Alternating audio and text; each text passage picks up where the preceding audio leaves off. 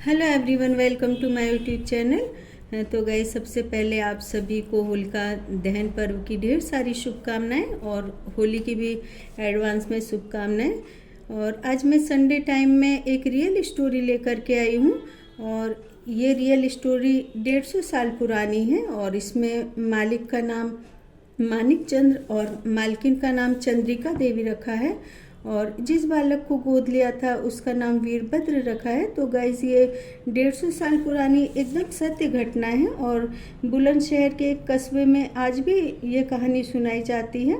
और मानिक चंद्र और चंद्रिका देवी की शादी के काफ़ी साल हो गए थे, उनके कोई संतान नहीं थी। तो पास के गांव से गरीब परिवार से छोटा सा बच्चा गोद ले लिया था और घर पर बच्चे को लाने से सारे घर किलकारियों से गूंजने लगा था।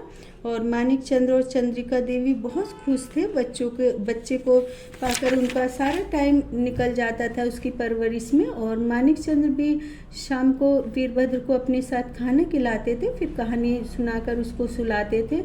और वीरभद्र जब 6 वर्ष का हो गया तो पास के सरकारी स्कूल में उसका दाखिला कराया गया, लेकिन वीरभद्र का पढ़ाई में बिल्कुल मन नहीं लगता था। वह मात्र 8वीं तक की शिक्षा प्राप्त कर पाया था। और वीरभद्र को एडॉप्ट करने वाले माता पिता बहुत धनवान थे, बहुत ज़्यादा राजपाट था उनका, हवेली थी बड़े, और उनके घर पर सभी बर्तन सोने चांदी की थे। और वो वीरभद्र को प्यार बहुत ज़्यादा करते थे, लेकिन थोड़ा पूजा पाठ कम करते थे और नास्तिक भी थे। तो वो वीरभद्र को अच्छे बुरे का ज्ञान नहीं समझा पाए थे। और वीरभद्र अपने माता पिता को देखकर सोचता था, ये दोनों इतनी सारी वसीयत के मालिक हैं और मुझे 2 आने 4 आने भी मांगने पड़ते हैं। मूंगफली रेवड़ी खरीदने के लिए गेहूँ ले जाता हूँ तो उसका भी हिसाब रखते हैं।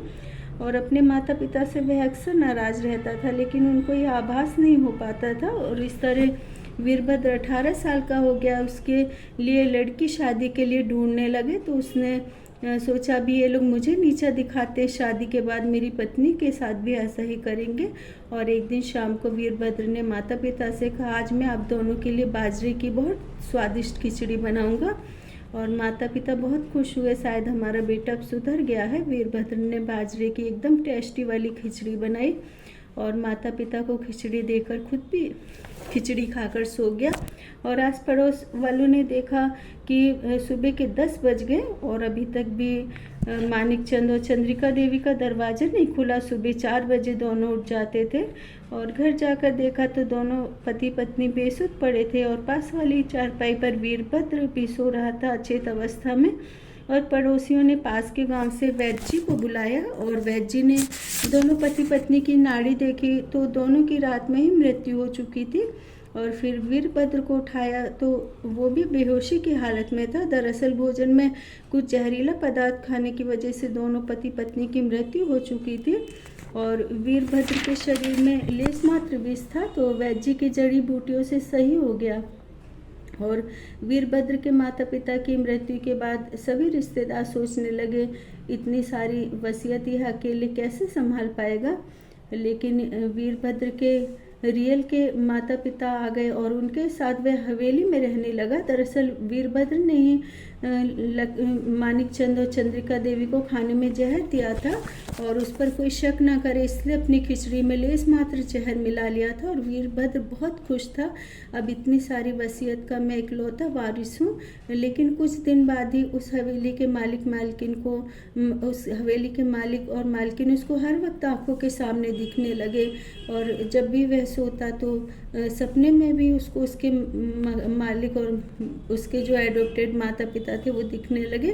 और कुछ दिनों बाद सांप के जोड़े के रूप में वे दोनों उसको दिखने लगे। जब भी वह सोने के लिए जाता तब वह सो नहीं पाता था और सोने के बर्तन में जब भी वह खाना खाने लगता था तो जब वह खाना खाता तो थाली में सांप का जोड़ा दिखता था। जब वह पानी का गिलास उठाता था तब पानी के गिलास में भी उसे सांप का जोड़ा दिखता था। और ऐसी परिस्थितियों में रहते रहते वीरभद्र ने एक दिन अपना मानसिक संतुलन खो दिया और कई वर्षों तक इसी तरह से भटकते हुए उसकी मृत्यु हो गई। तो गाइस, इसी तरह की शिक्षाप्रद और सत्य घटनाओं पर आधारित कहानी का ऑडियो लाने के लिए मुझे सब्सक्राइब करें।